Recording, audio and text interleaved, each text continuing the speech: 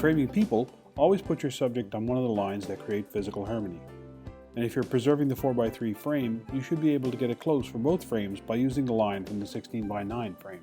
The only time you should center someone is if they are talking directly to camera, like a news anchor. Note that if there's anything in the frame with them, you will have to balance the object and the person, like this over-the-shoulder graphic. The rule of third line you use doesn't matter, but will determine the subject's eye line. Usually it's off camera to one side as if speaking to a reporter. For information programming like news, position the camera at a neutral height, the same height as the subject's eyes. Make sure you place your camera with a left to right angle so you can see both eyes of the subject. Frame your subject to give a little bit of room above their head. This is called headroom. You should just see the top of the head.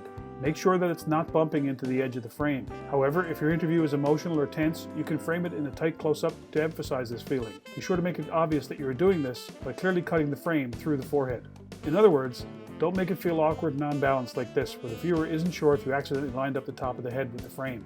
It's a subtle difference, but you will get used to it. Just like room above the head, you need to leave room below.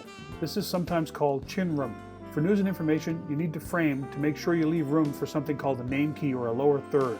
This is a text identifier that appears at the bottom of the frame. You have to leave enough room so that the chin doesn't disappear behind this lower third when the person talks. And on the extreme close-up, you also have to make sure there is room for the person's chin when they talk. You don't usually want the chin to leave frame under any circumstances. It feels really awkward and unbalanced when it does.